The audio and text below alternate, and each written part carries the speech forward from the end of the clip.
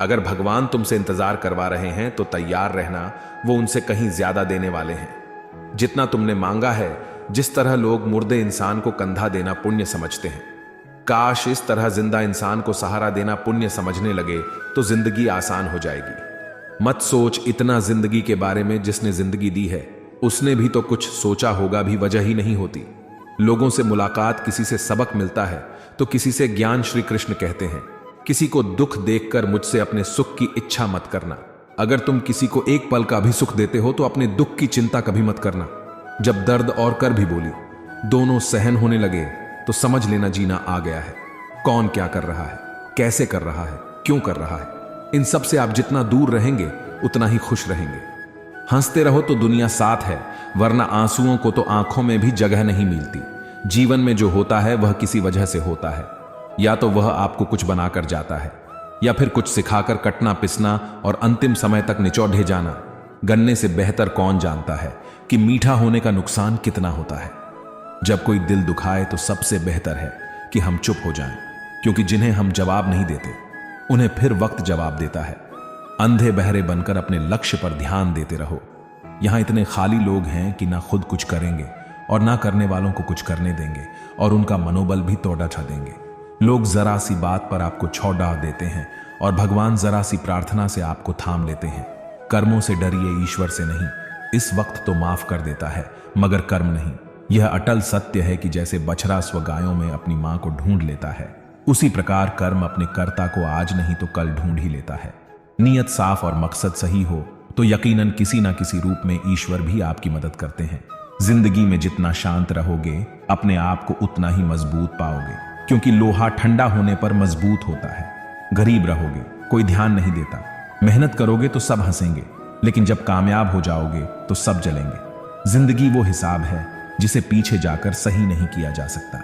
इसलिए आज मैं सुधार करें और पुरानी बातों को अनुभव की तरह इस्तेमाल करें। जिस जिंदगी में उत्साह, लक्ष्य और अनुशासन ना हो उसे जिंदगी जीना नहीं, जिंदगी काटना कहते हैं। कभी कभी आप बिना कुछ गलत किए भी बुरे बन जाते हैं, क्योंकि जैसा लोग चाहते थे आप वैसा नहीं करते। जिस मनुष्य के हृदय में सच्ची मानवता हो उसकी सोच हमेशा यही होगी कि मुझे मिला हुआ दुख किसी को ना मिले और मुझे मिला हुआ सुख सबको मिले। मैंने हंसकर भी देख लिया और रोकर भी देख लिया, किसी को पाकर किसी को खोकर भी देख लिया। ये जान लिया कि जिंदगी वही जीत सकता है जिसने अकेले जीना सीख लिया। जिंदगी बहुत कुछ सिखाती है, थोड़ा रुलाती है, थोड़ा हंसाती है। खुद से ज्यादा किसी पे भरोसा मत करना, क्योंकि अंधेरे में तो परछाई भी साथ छोड़ बेच देती है। अगर कोई आपको सच्चा प्यार करता है तो आपको उस समय जरूर देगा, आपकी हर स्थिति में साथ देगा, हमेशा आपके लिए समर्पित रहेगा, क्योंकि सच्चा प्यार एक दूसरे की खुशियां चाहेगा। आंखों में पानी नहीं, लोहे को कोई नष्ट नहीं कर सकता, बस उसका जंग उसे नष्ट कर सकता है। इसी तरह आदमी को कोई और नहीं बल्कि उसकी सोच ही नष्ट कर सकती है। इसलिए सोच अच्छी रखो, फल अच्छा ही होगा। इतना कमजोर मत बनो कि कोई भी आपको तोड़ डाल सके, बल्कि इतना मजबूत बनो कि आपको तोड़ डालने वाला खुद ही टूट जाए। दर्द आपको मजबूत बनाता है, डर आपको बहादुर बनाता है, अनुभव आपको सीखा देता है। जिस दिन हम समझ जाएंगे कि सामने वाला गलत नहीं, सिर्फ आपकी सोच हमसे अलग, उस दिन जीवन में सब दुख दूर हो जाएंगे। क्यों रोते हो मन का ना होने पर? जो लिखा है वही होकर रहेगा।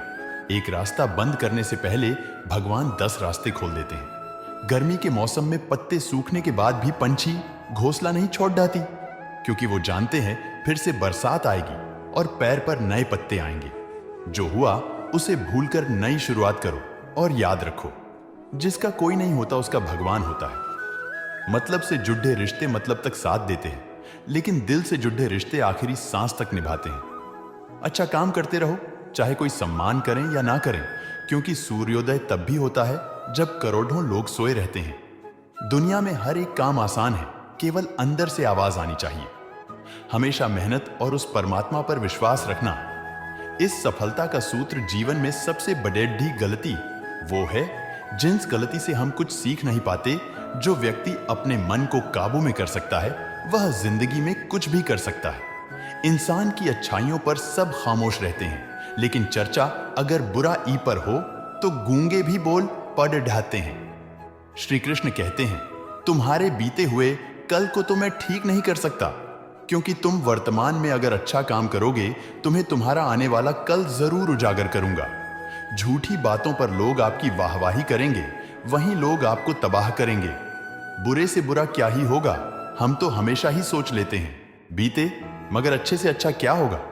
हम ये कभी नहीं सोचते जो ईश्वर रात को पैर पर बैठे पक्षियों को कभी गिरने नहीं देता। तो सोचो, वह तुम्हें अकेला और बेसहारा कैसे छोड़ सकता है। आज के जमाने में कोई अपना नहीं होता, सिर्फ लोग तब तक साथ देते हैं जब तक उनका स्वार्थ होता है। अगर कोई अकेला है तो इसका मतलब ये नहीं कि उसे कोई पसंद नहीं करता, बल्कि वह अकेला इसलिए क्योंकि उसने दुनिया की औकात जान ली है। एक बार राजा और उसका मंत्री तलवार को साफ कर रहे होते हैं। तलवार को साफ करते समय अचानक राजा के पैर पर तलवार गिर जाती और राजा की पैर की उंगलियां कट जाती। उस राजा को उंगली कटने के कारण बहुत ही तकलीफ हो रही थी, बहुत ही दर्द हो रहा था। लेकिन उसका मंत्री कहता है, शांत रहिए महाराज, जो कुछ भी होता है अच्छे के लिए। राजा को यह बात सुनकर गुस्सा आ जाता है। वो मंत्री से कहता है कि मेरी अंगुली टूट गई और तुम कह रहे हो अच्छे के लिए हो। वो मंत्री राजा को समझाने की कोशिश करता है, पर वो नहीं मानता और बिना सुने गुस्से के कारण मंत्री को काल कोठरी में बंद करने का आदेश दे देता। पर मंत्री को इस बात का कोई दुख नहीं था, क्योंकि उसका अभी भी यही कहना था कि जो होता है अच्छी के लिए होता है। वो अपनी खुशी से ही अपने आप को सैनिक के हवाले कर देता है। राजा इस बात को सुनकर चौंक जाता है, सोचता है कि मेरा मंत्री कितना मूर्ख था। उसे लग रहा था कि मैंने उसे अच्छाई के लिए कैद कर दिया। इस घटना के 3 महीने बीत जाते हैं। एक दिन राजा अपने सैनिकों को लेकर शिकार करने के लिए जंगल में जाता है। राजा को एक हिरण दिखता है। हिरण का पीछा करते करते राजा घने जंगलों में चला जाता है। वो हिरण को पकड़ नहीं पाता और जंगलों में खो जाता है। वो बाहर आने के लिए रास्ता ढूंढता है, लेकिन रास्ता उसे नहीं मिलता। तभी कुछ आदिवासी लोग उसे घेर लेते हैं। उन लोगों को पता नहीं था कि वह राजा वो लोग अपने देवता को बलि चढ़ाने के लिए एक इंसान को ढूंढ रहे थे। आदिवासी लोग राजा को पकड़ डांच कर अपने इलाके में ले जाते हैं। राजा उनको बार बार समझाने की कोशिश करते हैं, लेकिन वो लोग कुछ भी नहीं समझ रहे थे। वो लोग खुशी से नाचते हैं और राजा को नहलाकर बलि चढ़ाने के लिए उनको कपड़ेहा पहनाते हैं। अब राजा को लगता है कि वो मरने वाला है। जब आदिवासी लोगों का मुखिया राजा को मारने जाता है, तब देखता है कि राजा की पैर की अंगुली कट चुकी है। इसको देखकर उसका मुखिया कहता है, किसी इंसान की बलि नहीं दी जा सकती, क्योंकि ये इंसान पूरा नहीं है, एक अंग कटा हुआ है और उनके भगवान को एक पूरे इंसान की बलि ही दी जा सकती है। अगर ऐसे इंसान की बलि दी जाए जिसका अंग पहले से कटा हुआ है, तो उनके देवता खुश होने की जगह नाराज हो जाएंगे। फिर वो लोग राजा को छोड़ देते। राजा खुशी खुशी अपने महल चला जाता है और सोचता है, अगर मेरी उंगली उस दिन ना कटी होती तो आज मेरी मौत हो जाती। इसका मतलब मंत्री सही कह रहा था, जो कुछ होता है अच्छे के लिए होता है। फिर राजा अपने सैनिकों को आदेश देता है कि जल्दी से जाकर मंत्री को रिहा किया जाए। फिर राजा मंत्री को अपना पद वापस देते हैं और पूछते, मंत्री, उस दिन मेरी उंगली कट गई, मेरे लिए अच्छा हुआ, मैं मान गया, लेकिन तुम जेल में हो, इससे तुम्हारा क्या अच्छा हुआ? मंत्री खुशी खुशी राजा से कहता है, महाराज, आप शिकार के लिए जाते तो आपके साथ मुझे भी आना पड़ी देता, और अगर मैं आपके साथ जाता तो वो लोग मुझे मार देते। मंत्री की बात सुनकर राजा को समझाता है कि जो भी हमारे जीवन में होता है वो अच्छे के लिए होता है। अगर हम अपने जीवन में देखें तो हमारे जीवन में भी कुछ मुश्किलें आती हैं। हम उनका सामना नहीं करते, हम उनको ही दोष देते हैं। ये मुश्किलें हमें आगे बढ़ाने और मजबूत कराने के लिए ही आती है। हमें हर मुश्किलों को सकारात्मक तरीके से देखना चाहिए, क्योंकि हर चीज कुछ ना कुछ सिखाकर ही जाती।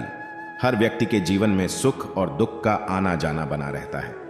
दोस्तों, आशा करते हैं कि वीडियो आपको पसंद आई होगी। मिलते हैं जल्दी नए वीडियो के साथ। धन्यवाद।